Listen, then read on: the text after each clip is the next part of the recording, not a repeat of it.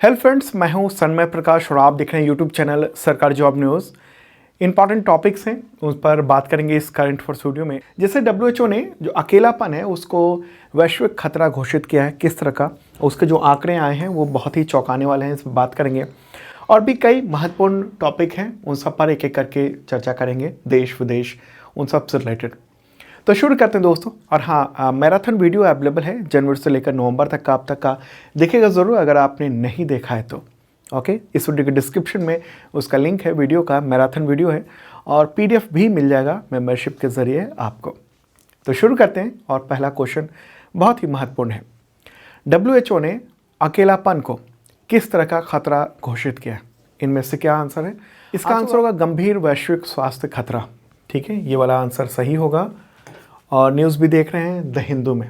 इसको अंग्रेजी में क्या कहेंगे? Pressing global health threat.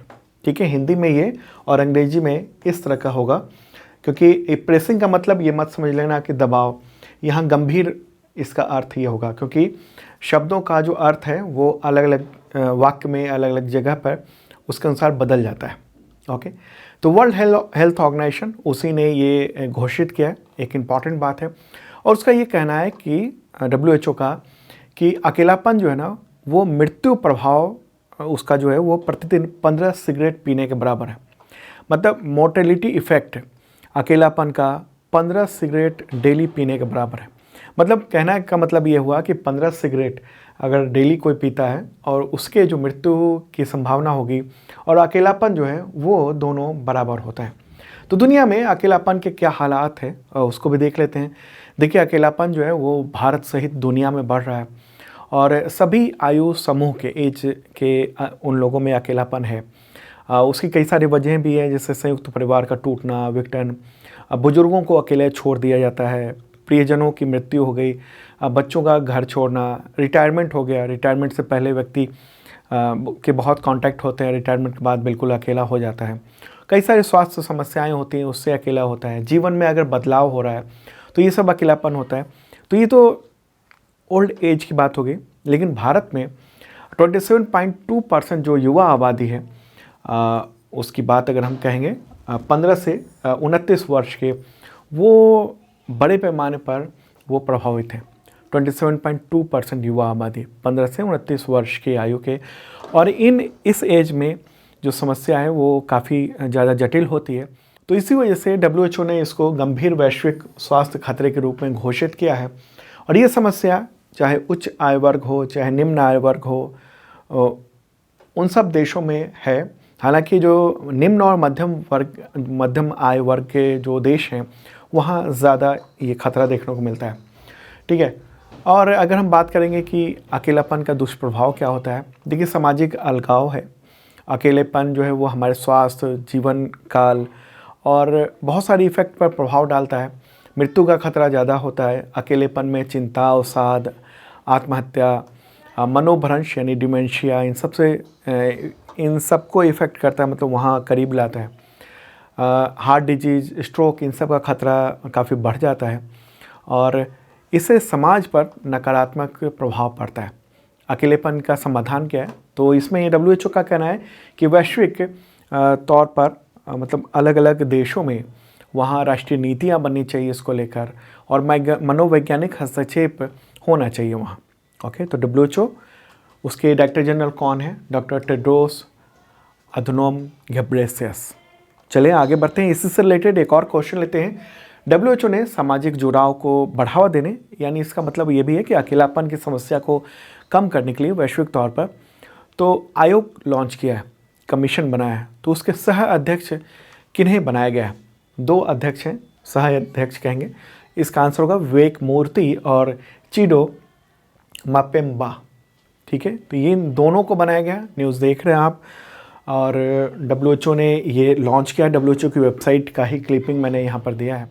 तो इस कमीशन यानी आयोग का जो टर्म है यानी अवधि है वो 2024 से 2027 के बीच में।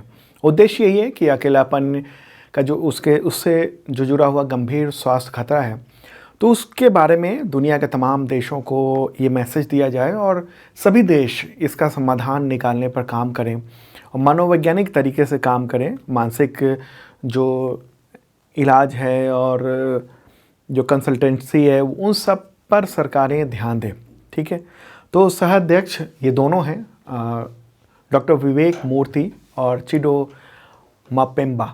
डॉक्टर विवेक मूर्ति वो अमेरिका के सर्जन जनरल हैं। ठीक है, मतलब चिकित्सा के टॉप वो अधिकारी हैं अमेरिका के। और चिडो मापेम्बा वो अफ्रीकी संघ आयोग की युवा दूत हैं।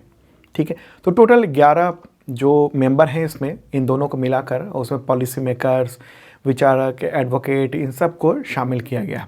ठीक है, तो डॉक्टर विवेक मूर्ति उन्होंने इस पर एक रिपोर्ट भी प्रकाशित की हुई है अकेलापन को लेकर, ख़ास तौर पे अमेरिका में, कि वहाँ उससे स्वास्थ्य जोखिम जो है वो 15 सिगरेट पीने के जितना ही बुरा है डेली का।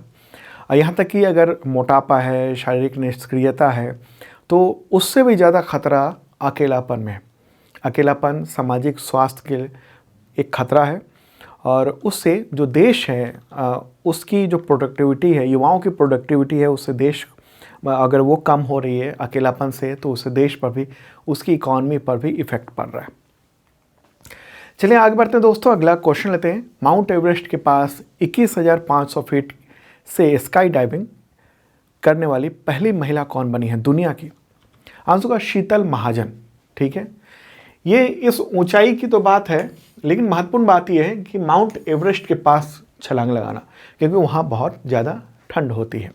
तो 13 नवंबर को उन्होंने ये उपलब्धि हासिल की है, और 21,500 फीट की ऊंचाई से छलांग लगाकर उन्होंने 17,444 फीट की ऊंचाई पर वहाँ वो लैंड किया उन्होंने।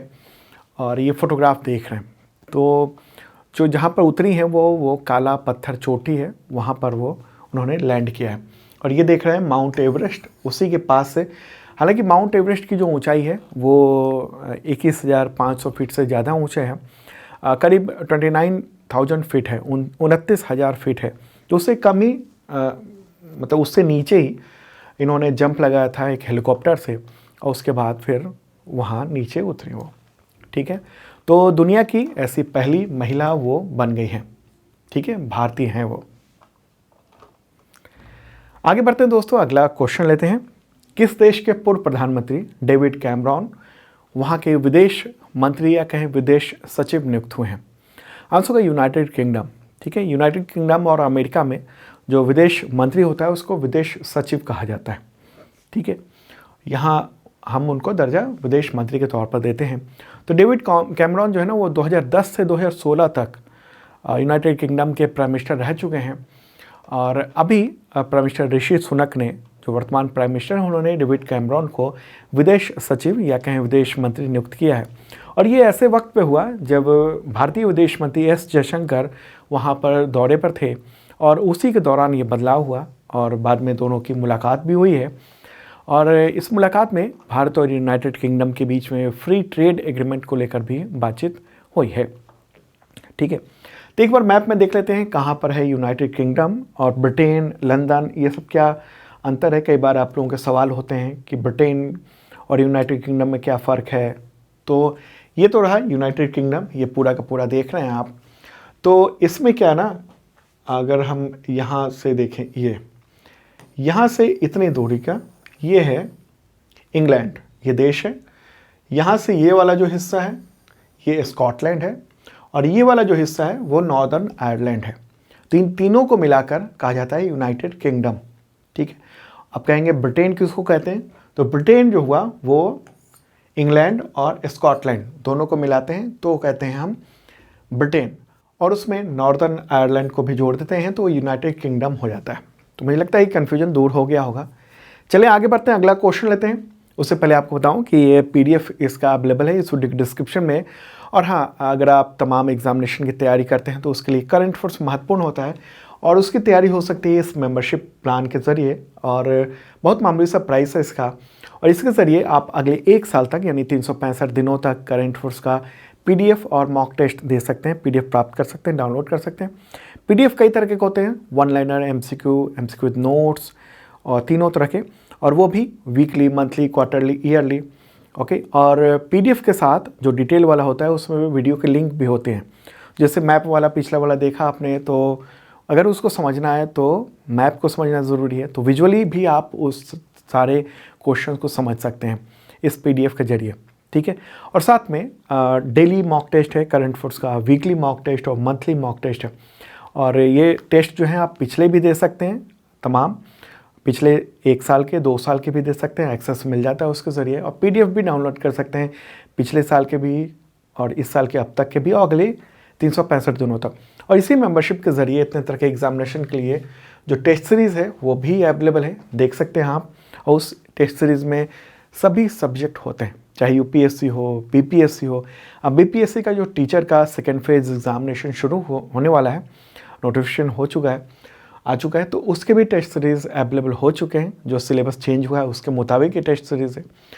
UPPSC हो गया, UP के तमाम एग्जामिनेशन हो गए, MP के एग्जामिनेशन हो गया, मतलब ज़्यादातर एग्जामिनेशन के, SSC के तमाम एग्जामिनेशन के वो भी टेस्ट सीरीज़ हैं। देखिए ज़रूर इस मेंबरशिप प्लान को इस वीडियो के डिस्क्रिप्शन में। चलें आगे बढ़ते हैं। अगला क्वेश्चन, भारतीय मूल की गृह मंत्री को यूनाइटेड किंगडम के प्रधानमंत्री ने बर्खास्त कर दिया, तो उनका नाम बताएं, क्या नाम है? नवंबर में बर्खास्त किया गया। आंसर होगा सुएला ब्रेवरमैन, ठीक है, सुएला ब्रेवरमैन। तो ये देख रहे हैं आप, लेडी हैं, और इनकी जगह वहाँ के जो पूर्व विदेश मंत्री या विदेश सचिव जेम्स क्लेवर्ली, उनको गृह मंत्री या गृह सचिव बनाया गया है, ठीक है। भारतीय मूल की हैं सुएला ब्रेवरमैन, और कई बार भारत के विरोध में वो बयान देती रही हैं, भारतीय लोगों के विरोध में। और ख़ास तौर पर उनका कहना ये होता था कि जो मजहबी हिंसा है वहाँ पर, यानी धार्मिक जो हिंसा है ब्रिटेन में, उसके लिए इमिग्रेंट्स दोषी हैं। उनका कहना था कि UK और भारत के बीच में जो फ्री ट्रेड एग्रीमेंट जो होने वाला है, उससे इमिग्रेंट्स उन सब की संख्या बढ़ सकती है, ठीक है। और अभी ये दोनों के बीच में तनाव हो गया था, प्रधानमंत्री के बीच में और सुएला के बीच में। वजह ये थी कि ब्रिटेन में फ़िलिस्तीन समर्थक रैली निकल रही थी, और उस दौरान इनका कहना था कि प्रीमियर ऋषि सुनक जो है वो इस रैली को रोकने में नाकाम रहे हैं, और बहुत कमज़ोर लीडर हैं ब्रिटेन के या कहीं यूनाइटेड किंगडम के। तो इसी के बाद जब ये तनाव हुआ तो इन्होंने उसे बर्खास्त कर दिया है, ठीक है। इनके जो हस्बैंड हैं वो यहूदी हैं, और इनका झुकाव इज़राइल की ओर होता है। तो इनका कहना था कि जो फ़िलिस्तीन के समर्थन में जो भी रैली निकल रही है वो नहीं निकलनी चाहिए, ठीक है। तो उस पर बहुत सख्ती से रोक लगानी चाहिए, और ऐसा इन्होंने नहीं किया। इन्होंने उसको शांतिपूर्वक निकलने दी, रैली वगैरह, हाँ, हिंसा नहीं होने दी, उस पर रोक लगवाई। चलिए आगे बढ़ते हैं दोस्तों। अगला क्वेश्चन लेते हैं, उत्तराखंड के किस जिले में सुरंग में भूस्खलन की घटना हुई जिसमें उसकी वजह से 40 मजदूर वहाँ पर फंस गए हैं? आंसर को उत्तरकाशी जिला है वहाँ पर। एक बार मैप के ज़रिए भी देख लेते हैं कहाँ पर क्या है। तो प्यारा भारत है, उसमें ये रहा उत्तराखंड। तो उत्तराखंड में ही इस जगह पर यहाँ वाला जो हिस्सा है ना, वो है उत्तरकाशी जिला। एक बार और डीपली मैप दिखा देता हूँ। ये उत्तराखंड रहा, और यहाँ है उत्तरकाशी, और इसी के पास में ये एक सुरंग बन रहा है, और वो यमुनोत्री हाईवे पर, ठीक है, नेशनल हाईवे, और उसी पर सुरंग बनाया जा रहा है ताकि रास्ता जो है आसान हो सके। तो नेशनल हाईवे का काम चल रहा था, उसी दौरान ये जो है ना वो घटना हुई है। ये सुरंग देख रहे हैं आप, और काफ़ी कुछ हिस्सा बन चुका है, और आगे का काम चल रहा था। तो उसी के दौरान बीच में ही पूरा धंस गया, भूस्खलन हो गया अंदर ही, और पूरा जाम हो गया। मतलब हुआ कि आगे रास्ता बंद है क्योंकि खुदाई आगे चल रही थी, और बीच में अगर मान लो कि सुरंग है इस तरीके से, मान लीजिए ये इस तरह का सुरंग है, ओके, और ये पहाड़ है, ठीक है। तो हुआ ये कि इधर तो खुदाई हो गई थी, अब यहाँ भी जाम है, और इधर से आप आ रहे थे, और यहाँ पर पूरा मलबा गिर गया। तो यहाँ जो मजदूर है ना, वो यहाँ फंसे हुए हैं अंधेरे में। और हालांकि यहाँ पर पाइपलाइन के ज़रिए ऑक्सीजन पहुँचाया जा रहा है, लेकिन ये 5वां दिन है अभी तक तो, और आने वाले में 6ठा दिन हो जाएगा। और लेकिन कोशिश ये हो रही है कि जो बड़ी बड़ी मशीनें हैं उसके ज़रिए इसको यहाँ एक रास्ता बनाया जाए, उससे मज़दूरों को बाहर निकाला जाए। तो एक बड़ी घटना देखने को मिल रही है, वहाँ पर रेस्क्यू अभियान चल रहा है। ज़्यादातर जो मज़दूर हैं वो झारखंड और उड़ीसा इन सब के हैं, और शायद मजदूर हैं, इसी वजह से ज़्यादा मीडिया में इसकी चर्चा नहीं हो रही है। ओके, कोई VIP होता, नेता होता तो शायद बहुत चर्चा होती। उत्तराखंड की बात कर लें, मुख्यमंत्री हैं पुष्कर सिंह धामी, गवर्नर हैं lieutenant general retired Gurmeet Singh, राजधानी है देहरादून और गैरसैंण। आगे बढ़ते हैं, अगला क्वेश्चन, गृह मंत्रालय ने किस राज्य में मैतेई चरमपंथी संगठनों को गैर कानूनी संगठन घोषित किया? आंसर होगा मणिपुर। मणिपुर के कई सारे जो संगठन हैं मैतेई चरमपंथी संगठन, जो अलगाववादी हैं, जो हिंसा पर विश्वास रखते हैं, तो उन सबको ये बैन किया गया है। मणिपुर कहाँ पर है मैप में? यहाँ देख रहे हैं आप, नॉर्थ ईस्ट में, इस जगह पर, ठीक है। और ये संगठन जो है ना, मणिपुर को भारत से अलग करने की मांग और डिमांड उस सब पर काम करते रहते हैं। तो ये टोटल संगठन है, इन सारे संगठनों को ये बैन किया गया है, गैर कानूनी संगठन घोषित कर दिया गया है। तो आपको पता ही है कि मणिपुर, यहाँ पर भारी हिंसा चल रही है, अभी भी लगातार कुछ कुछ दिनों पर हिंसा के मामले सामने आते रहते हैं। तो वहाँ मुख्य तौर पर दो समुदाय जो है ना, दो ग्रुप है एक तरह से कहिए, एक है मैतेई और एक है कुकी। कुछ नगा लोग भी हैं, लेकिन वो लोग साइलेंट हैं। यहाँ पर लड़ाई पूरी की पूरी मैतेई और कुकी समुदाय के बीच में हो रही है। तो कुछ वक्त पहले गृह मंत्रालय ने कुकी चरमपंथी कई सारे संगठनों पर बैन लगाया था, और अभी देख रहे हैं हम लोग मैतेई समुदाय से रिलेटेड जो चरमपंथी संगठन है उन सबको पर बैन लगाया गया है गृह मंत्रालय के द्वारा, ठीक है। मणिपुर, उसके मुख्यमंत्री कौन है? एन बीरेन सिंह, राज्यपाल है अनुसुईया उइके, राजधानी इम्फाल है, ठीक है। पड़ोसी देश अगर बात करें कौन है, तो म्यांमार है। और इसके पड़ोसी राज्य कौन कौन है? तो इधर नागालैंड हो गया, इधर असम हो गया, और ये वाला जो है ना वो है मिजोरम, ठीक है। यहाँ आगे बढ़ते हैं दोस्तों, अगला क्वेश्चन लेते हैं। राष्ट्रीय मिर्गी दिवस यानी नेशनल एपिलेप्सी डे कब मनाया जाता है? आंसर होगा 17 नवंबर को। तो ये एपिलेप्सी फाउंडेशन ऑफ इंडिया, उसके द्वारा ये दिवस घोषित है, और इसकी शुरुआत हुई थी मिर्गी दिवस मनाने की 2015 से। वर्ल्ड हेल्थ ऑर्गेनाइजेशन, उसके मुताबिक दुनिया के 50 मिलियन यानी 5 करोड़ मिर्गी के रोगी हैं, और भारत की बात करेंगे तो लगभग 10 मिलियन यानी 1 करोड़ लोग जो है ना वो मिर्गी के रोग से प्रभावित हैं, ओके। और वैसे अगर बात करेंगे अंतर्राष्ट्रीय मिर्गी दिवस की, तो वो हर साल फरवरी के दूसरे सोमवार को मनाया जाता है, और 2023 में अब 13 फरवरी को मनाया गया था अंतर्राष्ट्रीय मिर्गी दिवस। हम लोग क्या बात कर रहे हैं? राष्ट्रीय मिर्गी दिवस की बात कर रहे हैं। क्या होता है मिर्गी? इसमें क्या होता है कि देखिए, पूरी बॉडी जो है ना वो इलेक्ट्रिक संदेशों के द्वारा चलती है। तो मस्तिष्क में, ब्रेन में अगर इलेक्ट्रिसिटी, विद्युत गतिविधि जो है ना असामान्य हो जाए, तो उससे दौरे पड़ने लगते हैं, कंट्रोल पूरा बॉडी का खत्म हो जाता है, कांपने लगता है, तो उसको मिर्गी कहते हैं, ठीक है।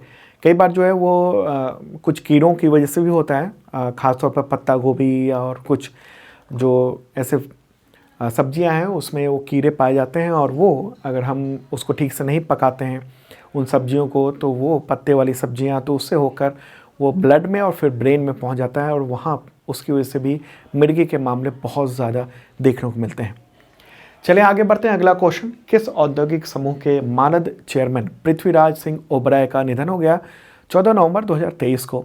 आंसर को ओबराय ग्रुप, वो 94 ईयर के थे, और होटल जो बिजनेस है ना उसको भारत में उन्होंने एक अलग दिशा दी थी। भारत के जो लग्जरी होटल हैं उनमें से बहुत सारे उनके हैं, और 2008 में उनको पद्म विभूषण से सम्मानित किया जा चुका है। अगला क्वेश्चन, 9वां भारतीय अंतर्राष्ट्रीय विज्ञान महोत्सव वो जनवरी 2024 में कहाँ पर आयोजित किया जाएगा? आंसर को फरीदाबाद में ही होगा 17 से 20 जनवरी तक। तो इस बार की थीम क्या है? जो 9वां भारत अंतर्राष्ट्रीय विज्ञान महोत्सव है उसका अमृतकाल में विज्ञान और प्रौद्योगिकी, सार्वजनिक लोक संपर्क, science and technology, public outreach इन अमृतकाल, ठीक है। तो दोस्तों ये था important current affairs. Comment box में आप बता सकते हैं कैसा लगा, और मेंबरशिप प्लान अवेलेबल है और PDF भी अवेलेबल है, इस वीडियो की डिस्क्रिप्शन में आप चेक कर लेना, ओके। अब मिलते हैं कल ताज़ा तरीन कंटेंट के साथ, बाय।